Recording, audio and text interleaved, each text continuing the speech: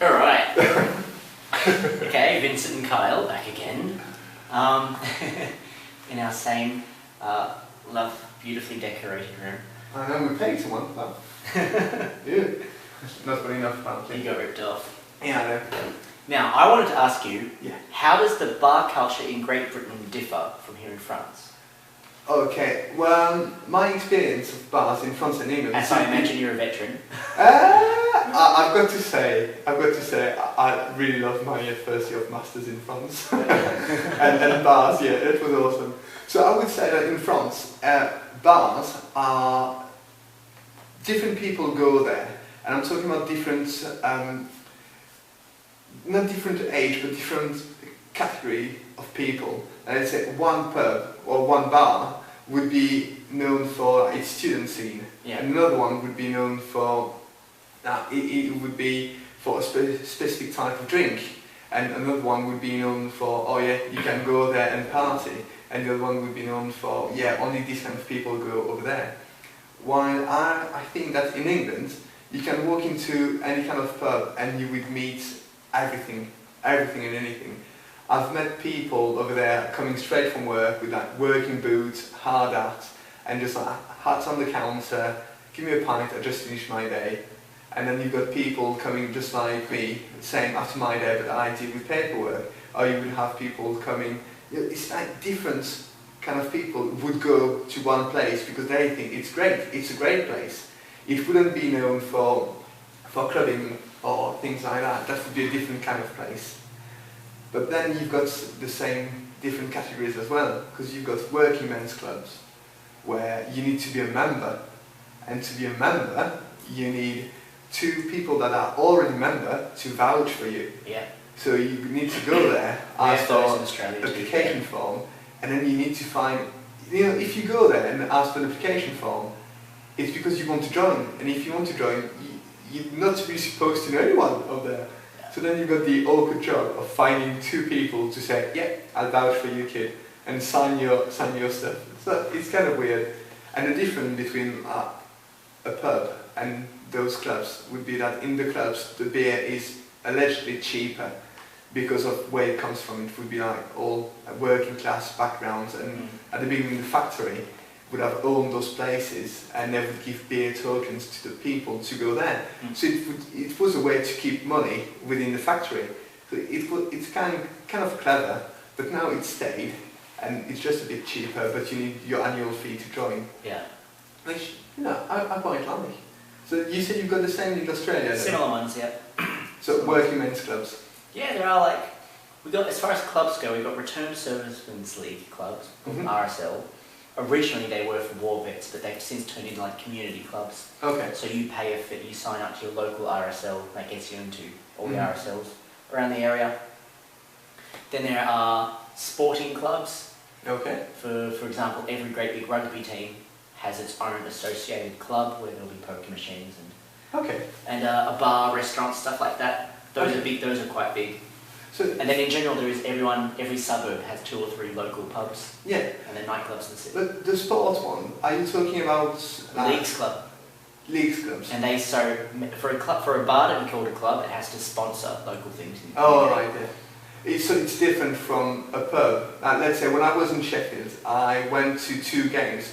They've got Sheffield United and Sheffield Wednesday, and I remember going to Sheffield United game. The game was at, let's say, 5 in the afternoon. And at 2 o'clock we were in the pub, and everything around us was just red, which is the colour of Sheffield United. Yeah. And you would never see someone from another team in that pub on a game day. That would be unthinkable. You can't really think about that. So is that the same thing you're talking about? No, that's more of an unspoken thing. For example, where there's a Leagues Club, you'll have Penrith Panthers, and they have their Leagues Club, which is like it's the headquarters of the Penrith franchise, for example, the Panthers franchise, and there will be like a big Leagues Club where, no, it's sort of just you associate that with them. St George Dragons was my local Leagues Club. That that was supposedly the headquarters of St George Dragons. Everyone, the Sharkies, you go down to Sharkies, that's Cronulla Sharks. Every team has its own great big Leagues Club. That's all year round. It is just that. club's headquarters. Okay. And there's just a bar in it. That's how that works. But no, everywhere else, local pubs. Yeah. And for me, that's what I found different from France. In Britain, from what I've heard, everyone just goes to their local. Yeah. In Australia, you will just go to your local, unless if you're going out for a nice night, then you travel into the city to go to a specific bar. Yeah. Here in France, I've found people will skip their local because it's just usually their local is a little bistro. There's a couple of old people sitting in there, and you go into town to go to the bars. Yeah, I think that's why that's the joy where I said in France you would find kind of like categories going to one place because they're local, as you said, is a bistro. Oh, that only happens in a city in Australia. Yeah. So I do agree. It's like when I see the one in my village, the bistro, it's like all the men go there, and I'm like, do I really want to go and have a drink with my dad? I'm not sure about that. I'd drink with my dad. And then you got like people having their small glass of red wine, and I'm like, it's just like, it's too countryside feeling. I don't really like it, so I would prefer going out of my local, skip it, and go to maybe a bigger one, where the population would be much, much younger. Yeah, that's been in every town in France I went to. People would come out of the suburbs, come in, but every night, every time I want to go to a drink, no one would ever say, let's just go to the local. Mm-hmm. And it's just like, we talked about that before, but not in front of the camera. It's in England, they've got those different types of beers. They've got like beers, ale and stuff like that. And we talked about the Foster. And they advertise it as being an Australian drink, but it's actually brewed in the UK. They've just released a new advert, Foster's, targeting the, not so much targeting, but mocking the French. Did they? Yes. Well, what is it about? It's two fellas. One of them's phoning home. He says, oh mate, I'm at this swanky party in the south of France. All the blokes are kissing each other. Yeah, absolutely. Yeah. So there's this stereotype because so Foster, they advertised it as an Australian beer. And it's actually brewed in the UK. Beer, And then they've got what they call... There's a brewery in Germany as well. I think it was been bought out by some big German brewer years ago. There's nothing Australian about Foster's anymore. Exactly. So when in England, I'm going there and I see people ordering Cronenbourg, which is, I'm in France, Cronenbourg is like, it's standard, and they're drinking like it's, just like the blood of Christ. Yeah. And it's like, it's so good, it's so good. It's like, dude, that's the beer we drink at home, on a daily basis. Yeah. Nothing special about it. And they drink it, and they sell it much more expensive because it's an import. Yeah. And they're like, it's so good. I'm like, hold on a second, you've got all those other relays next to, on draft, brewed locally by people you may know, and you don't want to drink that. So I'm like, it's so weird to see how perception of beers in different countries. It's the exotic fetish. Like in Australia, if you're a true blue, we would say you would be drinking a true blue Aussie. I mean, that's what we say, true blue. Okay, is it like true blue? Honest, native. Okay. Yeah, I think so. You will be drinking your Tuis and your VB, your Melbourne Bitter, Reshers if you're old school. You've got your Australian beers. You're drinking if you're really there. Yeah. When you're a bit trendy, you go out, you drink your Heineken, Stella Artois, your Mastros, or you drink your European ones. Okay. If you're a bit art house, you drink your Japanese beers like Asahi, that sort of thing. But in Australia, I drink like the boutique Australian beers. One's brewed in like microbreweries in West Australia. I really like them. Okay.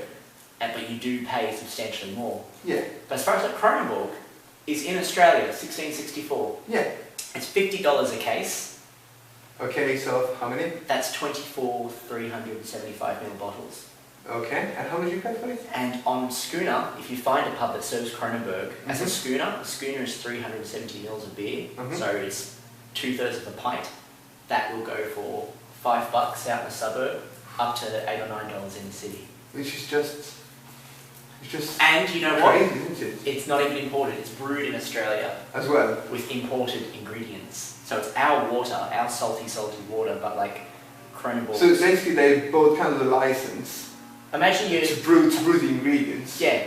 According to kind of savoir-faire, but it's your water. Yeah. Okay. So we will import the malt, the barley, the wort.